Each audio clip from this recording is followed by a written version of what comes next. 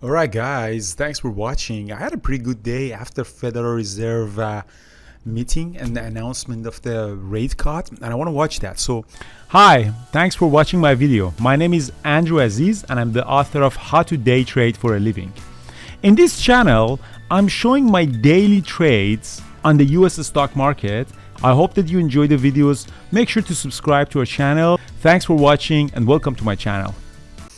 I made like almost $40,000 on TNA, and this is the trade, and I want to actually walk you through that. So I sold half of my position, and I'll keep the other half and see. It's just one day, and I want to actually tell you the play that I had. So the Federal Reserve announced yesterday that they're holding the rate, which was not something that amazingly, surprisingly. But what they said yesterday was that actually right at around 2 p.m. when they released that, they announced that right at around 2 p.m. So they announced that this is the maximum peak, and they're expecting now that the rates are going to come. So the peak, this is the maximum peak, and the rates by 2024 and 2024 is going to come up. And Jay Powell said exactly what everybody wanted to hear. So the maximum peak of hawkishness, and then that right around 2 p.m. as soon as it comes on, the IWM, which is the small cap sectors, started rallying. Everything rallied. QQQ rallied. QQQ rallied. S&P 500 rallied.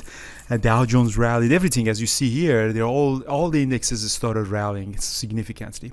But what was the most strongest one? It was IWM. Why? Because IWM on a daily chart was extremely oversold. These are small caps companies. So small caps companies are oversold, and they're like to almost 30% down from all-time high, while Nasdaq and QQQ are actually down only 5% from all-time high. So these are a little bit oversold. So I wanted to get into that. So what I can do is I can buy IWM, or I can buy a new product called 3 times leverage of that, which is TNA. For those of you who are following me, I know that I've had a really bad loss on that.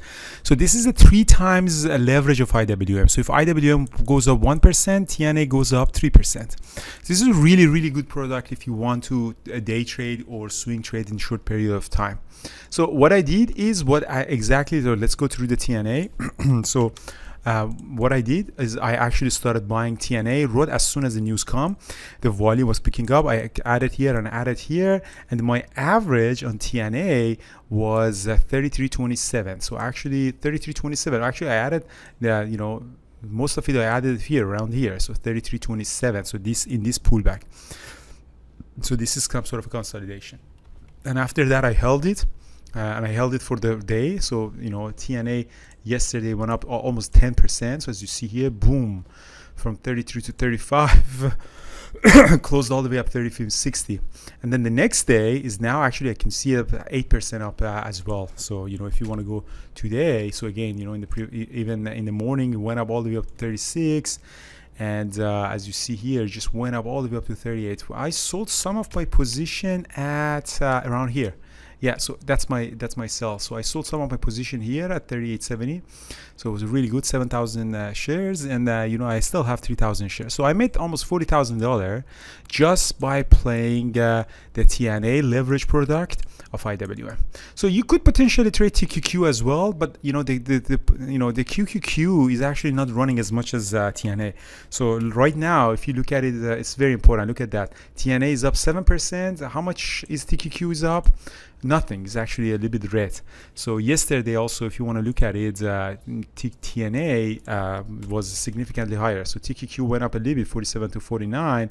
But when you look at it, TNA on the daily chart, look at that, from 32 to 35, and then look at this gap up, huge significance. So the reason that IWM is selling off really significantly is just because it was really oversold. It was extremely oversold, and it was within this range.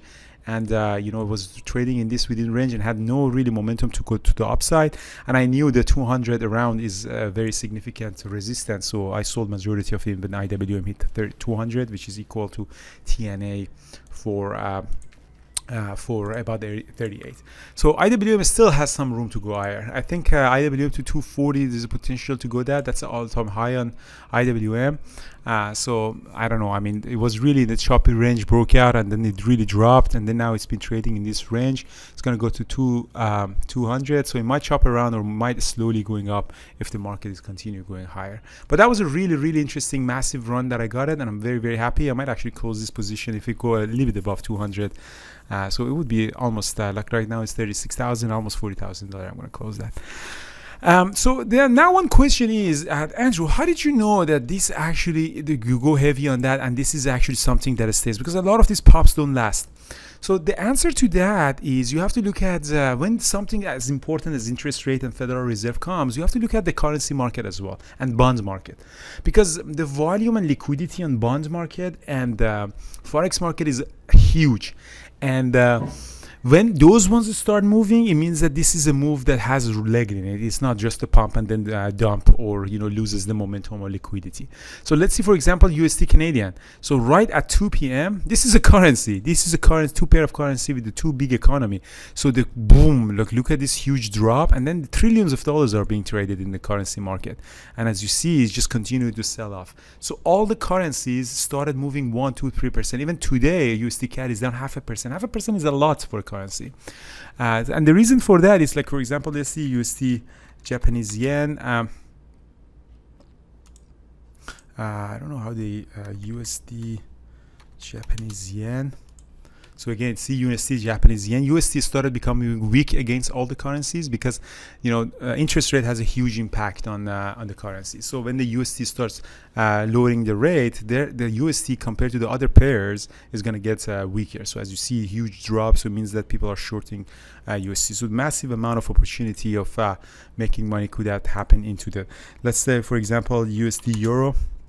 So again, it shows that these currencies are significantly, and again on the daily chart you see it's just the drop is continuing, because the interest rates, when interest rates are coming down, the value of the currency compared to the pair is reducing. The whole idea is that you borrow from the one that is lower interest rate and you deposit it into the higher interest rate, and you do make money from the one that has higher interest rates. Anyway, so that was the only trade that I did, and pretty good, still really solid. And we'll look into that. Another one is the bonds market. So TLT is the bond market. Bond market is way bigger than the stock market. So another thing that you look at is TLT. So as soon as the news came up, look at this huge pop-up, in the bond market from 95 to 98. That's a 5% move. Is significant, very big in the bond market. Again, at 2 p.m. when interest rates are coming down, the value of the bonds are going to go up, because people are really trying to buy the bonds because the bonds are getting the better return to them. So the value of the bonds are going to go up, and as you see, this huge significant up. So when you see the bonds market is moving like that and currency market, you can go heavy, because you can see that this is going to have some rooms on it, have some legs on it.